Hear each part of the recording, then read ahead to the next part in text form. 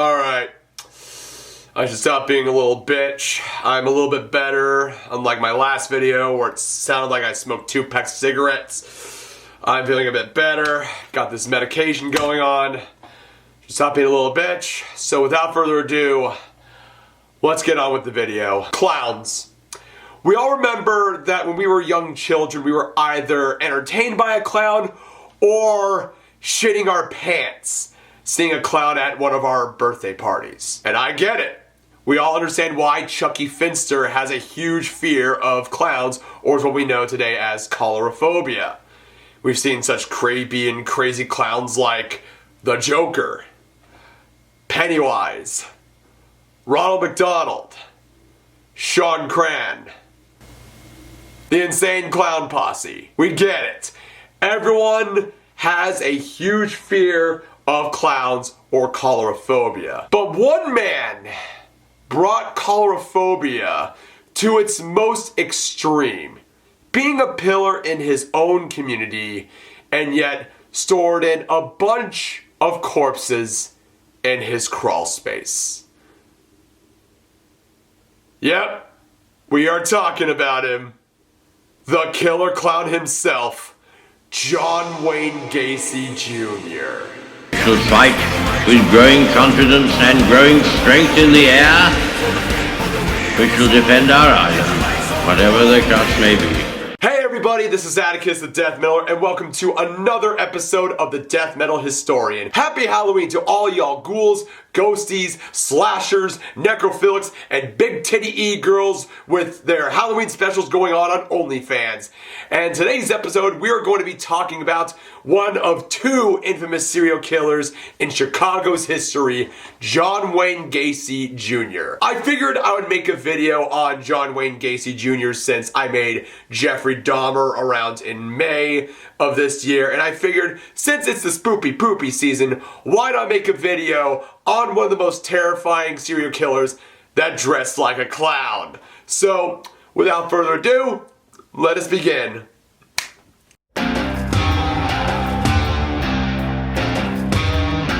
John Wayne Gacy Jr. was born on March 17th, 1942 in Chicago, Illinois. He was given the name John Wayne by his mother Marion, which he named him after her favorite film star, which, that's pretty awesome. It's kind of like on how, my mom named me after Atticus Finch from To Kill a Mockingbird. His father, John Stanley Sr., was satisfied since he desired a son to carry on the family name. The Gacys were of Polish and Danish ancestry, Catholic, and a working class family. Marion was a homewrecker, while John Sr. was an auto repair mechanic and a World War I veteran. He was the breadwinner, so that's what I think he thought his respective duties were, to bring home and provide for us a home and food, but he wasn't the nurturer. Growing up, Gacy was super close to his mother and his 2 sisters, but his father, not so much. John Sr. was a very hard and abusive man. After work, he would go down in the basement where he would drink hard liquor and stumble back up for dinner, where the Gacys sat in fear. Typical Slavic households. Like, we've already went this before on the Jenny Jones Show murder. Like, this is like a no-brainer over here. Gacy Sr. would be physically abusive towards his wife and kids. When his mom would shield the young boy from his father's wrath, he would belittle and insult him, calling him a mama's boy. Never amount to anything. Probably will grow up queer. Gacy Sr., when he was not shit-faced, would often encourage his son to go out fishing with him, since he was an avid fisher. But Gacy Jr. would spend most of his time tending to the garden, or cooking in the kitchen with his mom and 2 sisters.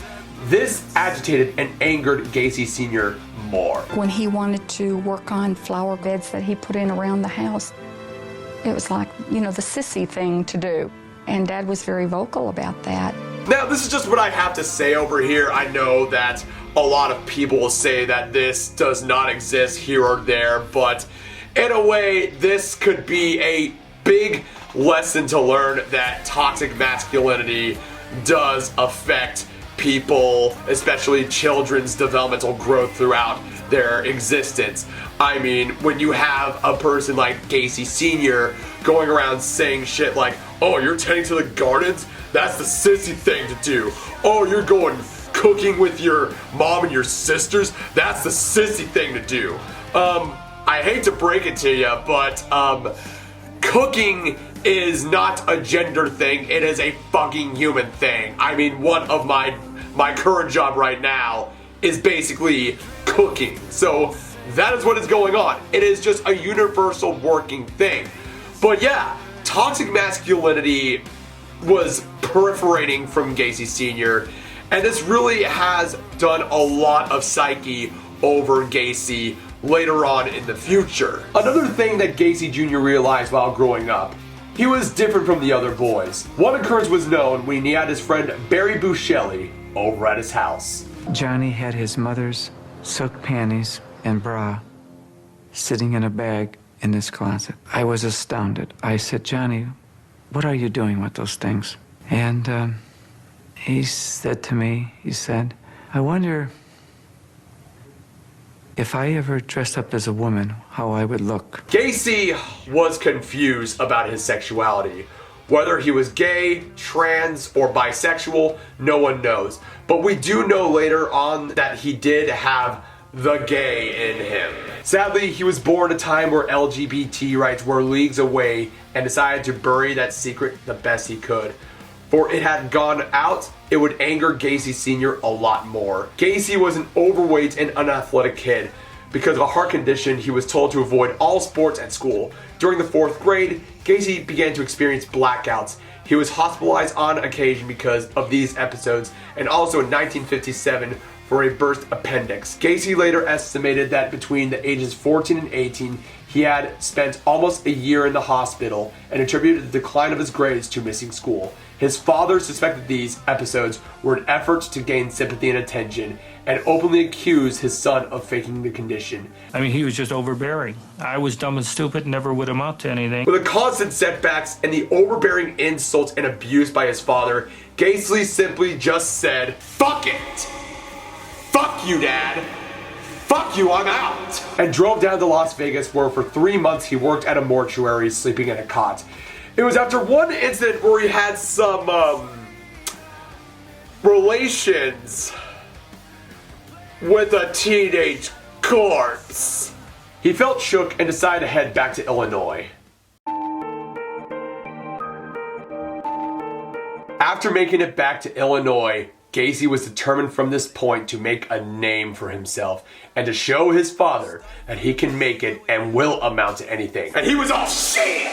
Gacy enrolled at Northwestern Business College. Despite having failed to graduate from high school, he graduated in 1963 and took a management training position with the Nunn-Bush Shoe Company. In 1964, the shoe company transferred him to Springfield, Illinois, the state's capital, to work as a salesman, and eventually promoted him to manager of his department. In March of that year, he became engaged to Marlene Myers, who worked with him at the shop. During their courtship, Gacy joined the local JCs and worked tirelessly for them, being named their key man. He was always very eager to volunteer to do anything at all. Whatever came up, he was eager to do. But he also, at the same time, wanted to make sure that he got his name in the paper or some recognition. In 1964, Gacy and his new wife moved to Waterloo, Iowa, where his father-in-law purchased 3 KFC joints. He saw potential in his son-in-law and promoted him to manager. He loved the idea that he could tell people, this is what I want you to do. February 1966, Marlene gave birth to a son and a daughter in March 1967. The Gacys arrived to visit him in Iowa, and for the first time in many years, John Sr. had pride in his eyes. John Jr. went through all that dumb bullshit and was now a family man. He privately apologized to his son for everything he did. He was happy when he saw my brother settle down and get married and have a family. He was happy. So Gacy did it. He was a manager of 3 KFCs, a rising member of the JCs, and now had a newfound relationship with his old man. Things were looking to be perfect. But sadly, since this is obviously a death metal historian episode, things wouldn't last long.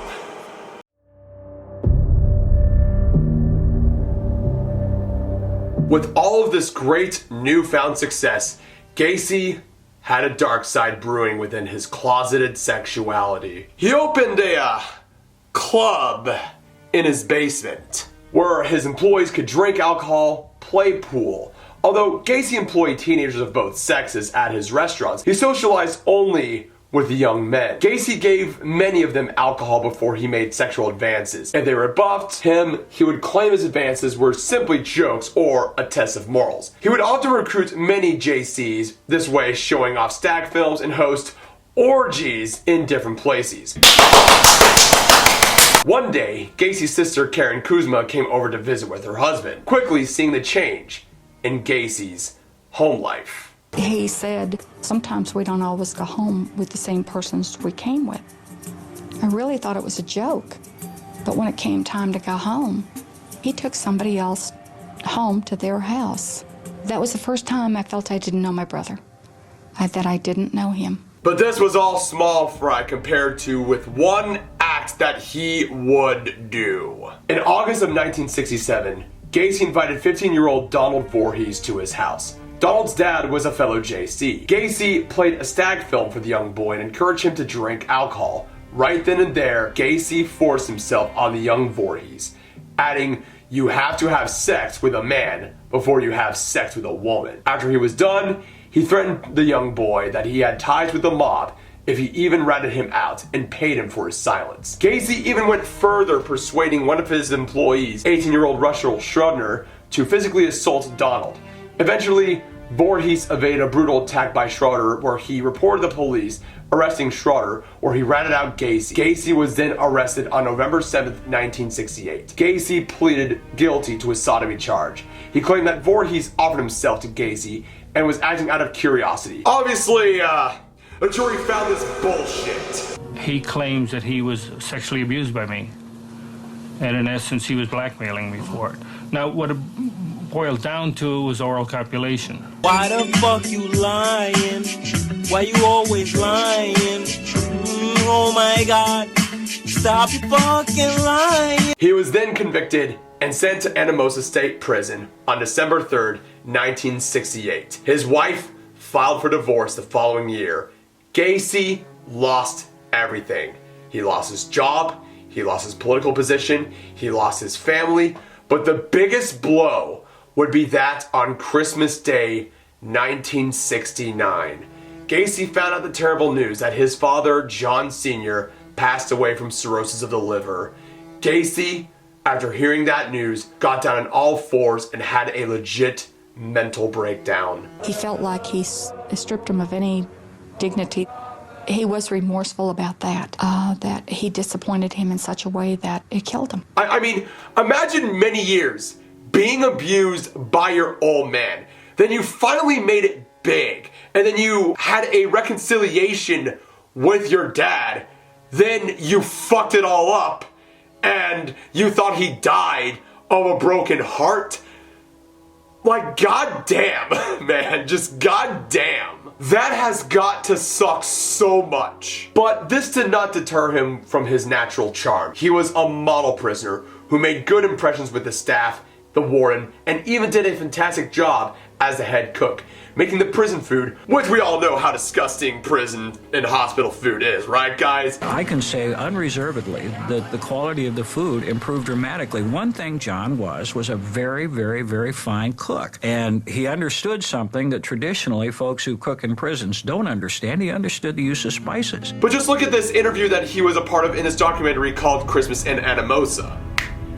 Fresh green grapes and fruit cocktail and make up our own whipped cream topping with it. We sometimes go through as much as 45 gallons of this on the line. The men, with the exception of the turkey, which they get a generous proportion of, and the pumpkin pie that will be served, are allowed to take as much as they want to eat. The only requirement is that you eat what you take. On June 18, 1970, after serving 18 months of his original 10-year sentence, Gacy was granted parole for good behavior. A decision that would have horrible consequences. John hated prison every day that he was there. After his father's death, a lot of hates, including that one, became much more powerful in his personality.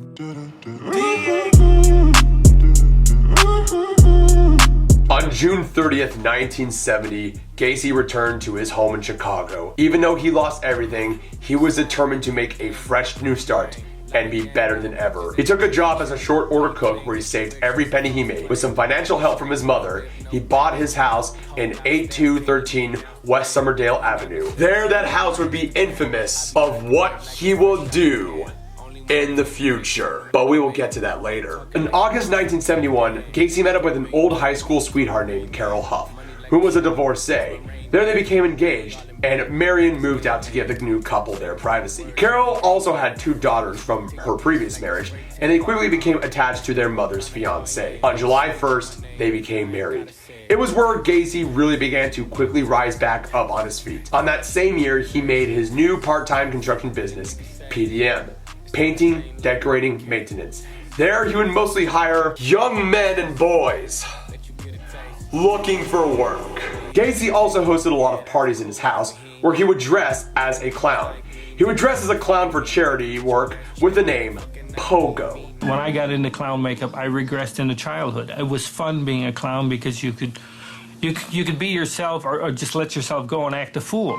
This would be the one persona that everyone would know him for the wrong reasons. With his background in the JCs, he entered in politics again, especially in the Democratic Party, being appointed to the Polish Constitution Day Parade, where he would supervise from 1975 to 1978. This was where he was photographed with the First Lady, Rosalind Carter.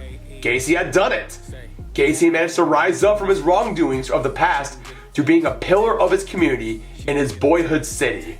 But there's always a but with this series, right? His demons would soon catch up with him again, and this time it would go far beyond the case of sodomy.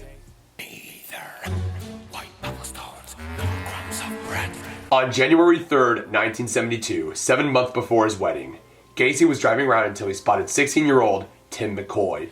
He offered the young man a ride where they drove around sightseeing in Chicago, where they made it back to his place. There are 2 conflicting stories about what had happened. The first was that McCoy came over to Gacy with a knife and attempted to murder him, but Gacy overpowered McCoy, stabbing him. The other one was where the 2 engaged in the sex, and after they were done, Gacy took a kitchen knife and then stabbed McCoy. Whether if it was self-defense or an act of murderous lust, what we do know was that McCoy was the first victim and was the first of many to be buried under the crawl space. It was impulsive, but it did in a way give the man a power trip. He acted like nothing had happened before Carol and the girls moved in. On July 31st, Gacy invited 16-year-old John Butkovich over to his house. Gacy had the house to himself, so he was in free reign to do whatever he wanted to the young man. Butkovich was from a Yugoslav household and also worked for PDM. There the 2 had a couple of drinks where Gacy would do a method that sadly a lot of his soon-to-be victims would endure. He showed the young man a magic trick involving handcuffs and proceeded to have Butkovich try it himself. Sadly, he could not get the handcuffs off of him, and this was the green light for Gacy to do whatever he wanted to the young boy. He gagged the helpless Butkovich with his underwear and proceeded to brutally torture and rape him. After he was done, Gacy wrapped a rope around his neck, inserted a stick to twist the rope, strangling the boy to death. Another body was added to the crawl space. Carol noticed something different about Gacy, where she spotted him inviting young men to the garage, most of them employees, and even stumbled upon his box of, the gay prawn. It was around in October of 1975 she filed for divorce. Carol left with her 2 daughters out of the house, leaving Gacy alone. But this was no sweat for Gacy. He was now living under a double life. On the outside, Gacy was a hardworking contractor, clown, and politician that was a stable member of the community, and inside, he was literally the devil preying on young men and boys in the streets or his own employees. Like with what he did with Butkovich, he would do the same magic trick, get his rocks off through the sexual torture, and strangle his victims to death, adding on more bodies in the crawl space. On rare occasions, he would knock out his victims, where he would rape them and leave them out in the streets. I got in the car with him, and shortly after I got in the car with him, he placed a rag over my face, of which turned out to be chloroform, and proceeded to have a lengthy drive, and every time I would come to, the rag would go back over my face, and I remember him carrying me into his house, and then he put the rag over me, and that's the last thing I remembered. The body count was doubling up. With every kill, he became more bold than ever. There were few occurrences where some of Gacy's employees saw the real Gacy and managed to make it out alive. one of them being 18-year-old David Cram. Gacy picked him up in 1976 and offered him a job at PDM, where he was hitchhiking. He even had him stay at his house where he had a room to sleep. One night, Cram and Gacy were celebrating Cram's 19th birthday. Gacy was in full pogo gear where they both had drinks. It was there that Gacy did the old trick he did with all of his victims. And he's laughing, ha ha ha, you know, just like a little kid, you know. And again, I'm standing there looking at a clown in a clown suit, laughing at me because I'm locked up. And he's like poking me. Does it bother you? Huh? Does that bother you? Huh? So I told him, I said, if you don't take these off, I'm gonna kick your ass. Cram saw the true beast inside of Gacy, where he launched at him screaming, "I'm going to rape you." Cram kicked Gacy, grabbed the key, freed himself, and locked himself in the room. There was another occurrence where Cram managed to evade Gacy. On October of the same year, Cram moved out and quit PDM. Sadly, others were not so lucky, and the body count continued to rise. It seemed that Gacy was untouchable, that he would continue his double life, being a pillar of the community by day and a killer clown at night. But all it takes is for one fuck up, and the joke will become stale. It is December 11th, 1978. Gacy visited a local pharmacy in Des Plaines, Illinois, where he stumbled upon the 15-year-old Rob Peast. Peast worked at the drugstore and he clocked out. Gacy encountered Peast and told him that he offered double the pay than his current job. There, Peast went with Gacy to discuss a potential new job. It would be the last time that anyone would ever see Peast. Now, you would think that Peast would be another kid that Gacy would have his way and then murder him, and no one would ever bother to look into his vanishment, right? Absolutely not! Peast was the type of kid that would never run away from his family. He was a lovable kid, with a loving family who worked hard and aspired to become an astronaut when he would grow up. Well, I went to pick up Rob at the drugstore where he works at about 10 to 9. And he says it would take a few minutes, that he wanted to talk to a contractor. With his parents worried sick, they filed a missing persons complaint, where detectives David Hackmeister, Mike Albrecht, Rob Robertson, and Rob Schultz were assigned to the case, which led them to Gacy's house after digging through his sodomy conviction of the 60s. Suspecting that he may have Peast in his house, they issued an arrest warrant on December 13th. Gacy, being his normal, charming self, offered the detectives some drinks as well as striking up a conversation. He would say, "I was in the drugstore, but I never saw him. You got the wrong guy." He had gotten away with so much before that he thought he was so smooth that he'd get away with this one just as easily. Upon the investigation, they discovered a foul odor perforating the interior. And to make things more sus, they discovered a class ring worn by a missing boy by the name of John Zick. Red flag! Along with other items such as a pistol, syringe needle, handcuffs, and a book called, Pretty Boys Must Die. That is such, what a fucking title, man. The detectives were getting increasingly sus while Gacy invited them over for lunch at diners and drinks at the bar. I mean, he was a very likable guy, and he never really intimidated you. He wasn't the kind of guy that you'd be afraid of, but he was a hustler. One point, Gacy remarked the quote by saying, "You know, clowns can get away with murder." Is that also a red flag? Crimson. This one goes out to the ninjas! This big dance since Carnival of Carnage! On December 21st, 1978, it looked like that Gacy was about to crack. He was driving around with the detectives following his every move. Gacy made a few visits to some of his close friends where the detectives saw that he handed a bag of weed to an acquaintance, where they were given the order to arrest Gacy. When I got that information, I told them to take him down. We rushed the car at a stoplight, pulled Gacy out of the car, threw him up against the trunk of the car, and told him that he was under arrest for a drug violation. Gacy was in a detective's custody, and with that, the police went ahead with a second search warrant. They searched around the house, hoping to find Peast, but to no avail. But the horrid smell still loomed over around the house. It was where they decided to search the crawl space. Upon digging, they unearthed one of many bones. Bones of his victims that he had buried under his crawl space. As soon as Gacy got the news that they were uncovering the bodies, he was quoted as saying, "I'm ready to clear the air," knowing that his fate was inevitable. 8213 West Somerdale Avenue was an absolute media circus, where reporters swarmed over to the house as detectives removed the floorboards board by board. It was like an archaeological site. Gacy, while under interrogation, even created a sketch so that the police would properly unearth the victims from the crawl space. In total, over 29 victims were recovered. Still no sign of peace. Gacy then directed detectives to the Des Plaines rivers, where the remaining victims were uncovered, one of them being the lifeless corpse of Rob Peast. The body count Gacy left at the time was over 33. When this whole thing is over, you might be witnessing one of the most horrible crimes, perhaps, in a century. I went into first a denial stage, and then I went into anger.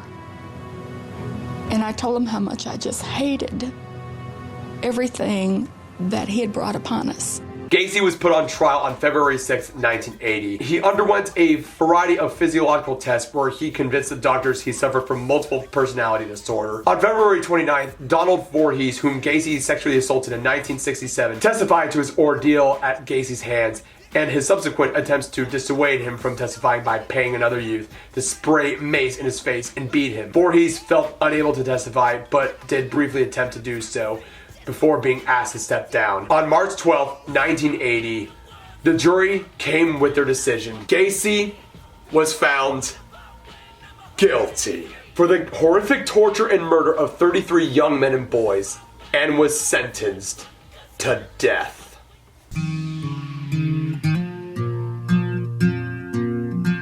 Gacy's remaining years were spent in the Menard Correctional Center on death row. There, Gacy spent most of his time creating art as well as filing many appeals to turn over his execution. They were all denied. He even did numerous interviews, including one interview with the famed FBI profiler, Robert Ressler. If you guys are fans of Mindhunter, Bill Tench was inspired by the real-life Rob Ressler, and he was also the guy that coined the term serial killer. On May 9th, 1994, Gacy was then transferred to the Statesville Correctional Center where he would be executed. His last meal was a bucket of KFC, fried shrimp, fries, strawberries, and a Diet Coke. I mean, if we're gonna be for real, if my last meal was on death row, I would just have cannelli bean spaghetti, a six-pack of Chivits, and a shot of Tennessee whiskey, and a organic energy drink. Oh, and also chocolate moose tracks. That would be my last meal. His sister Karen was there for the final hours. I was losing a brother. I was losing someone that I loved. And say a final goodbye to know that this person's not dying because they're sick. They're dying because someone's going to murder them. His last words were, "Kiss my ass." William Kunkel quoted, "He got an easier death than any of his victims." On May 10th, 1994, Gacy's brain was removed and was in possession of Helen Morrison, a witness for the defense at Gacy's trial. I believe and continue to believe that what we don't know about John Gacy is more vast than we will ever imagine in my lifetime or in yours. His body was later cremated. Now, normally on the end portion, I would go over to the legacy area, but there's still more to talk about in the case of John Wayne Gacy. So just put on your tinfoil hats here, people, because this is gonna get crazy.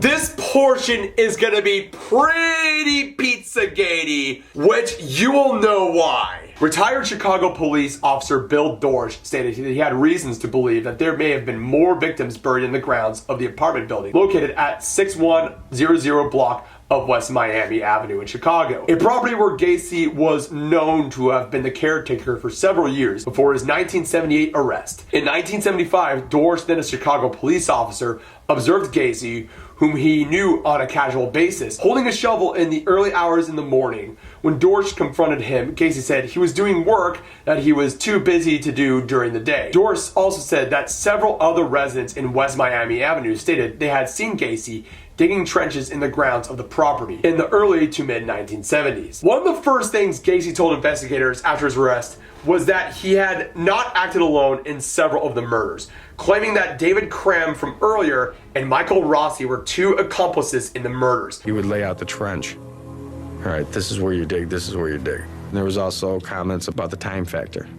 He'd come down, see how I was doing. How's it going? Are we done yet? You done being down there? They were claimed to have known John Norman, who operated the Delta Project. The Delta Project was a sex trafficking ring based in Chicago. It was led in theory that Gacy may have been involved in, but it was never later proved. Donald Voorhees, Gacy's actual first victim, sadly passed away on May 16th, 2001. He committed suicide. Whether these two stories I have told you are true or not, it does not raise a lot of unanswered questions, which sadly will never be brought out to the light, and Gacy carried all of those secrets to his grave. From wherever he is right now was laughing hilariously at the people digging, or he's laughing today that they didn't dig in the right place. John Wayne Gacy Jr. was one of America's most infamous serial killers. Unlike Dahmer, Gacy expressed zero remorse for his crimes. He was a literal wolf in sheep's clothing, given on how he was such a likable member of his community. Some good happened in regards of Gacy's mayhem. Illinois police had to wait 72 hours before initiating a search for a missing child or adolescent. The Illinois Missing Child Recovery Act of 1984 removed the 72-hour waiting period. Other states across America subsequently adopted similar procedures. As a result, a national network aimed at locating missing children was gradually formed.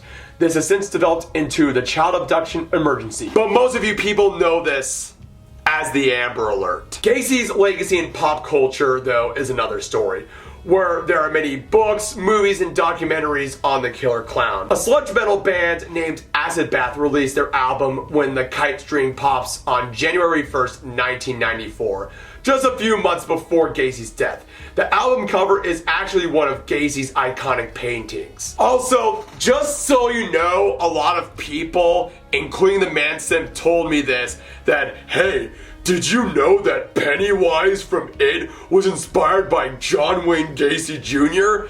I really hate to break it to you people, but Pennywise was not inspired by John Wayne Gacy Jr. I know a lot of people claim to say that, oh, he was inspired by John Wayne Gacy Jr., but Stephen King stated that the two inspirations for Pennywise was that of Ronald McDonald and Bozo. But I would say that the character Twisty from American Horror Story Freak Show was inspired by Gacy. If we're gonna talk about one of the most eerie and most well-known things about John Wayne Gacy in pop culture, now this is going to freak you guys out pretty much, because Gacy in many ways helped jumpstart the career of an aspiring film director named Todd Phillips. Now, Todd Phillips does ring a bell, but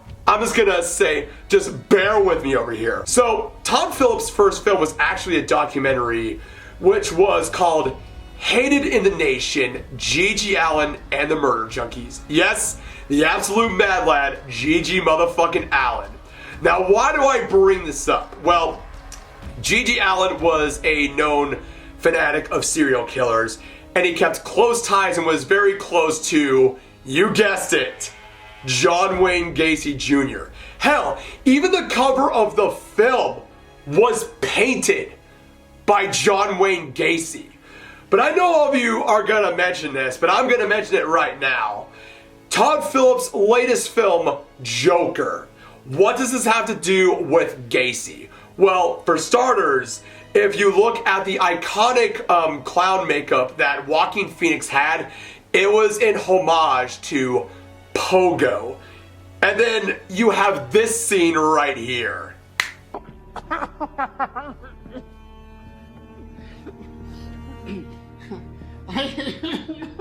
Yeah, the comedy club was called Pogos. So in a way, those two Easter eggs are very, very, very scary and very eerie.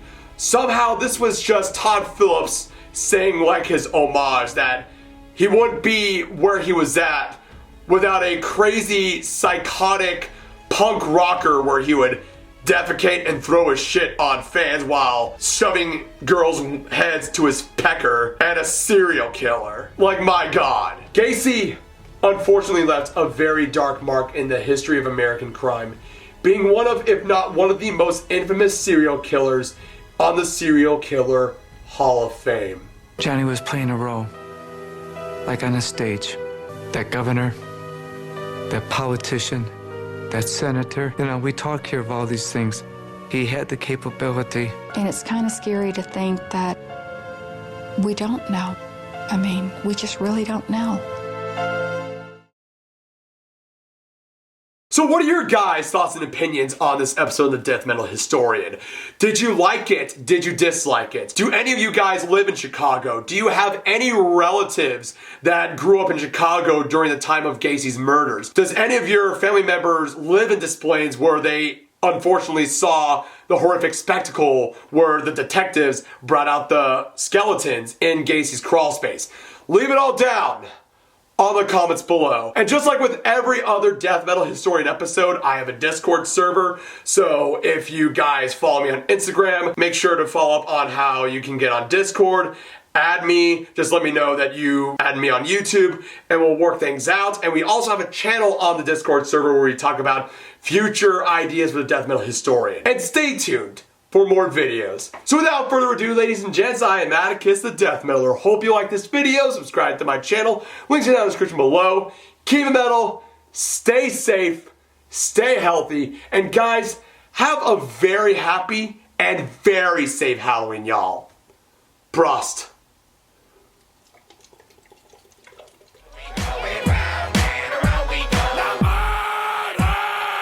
All right, pull your hatchets out. Stop.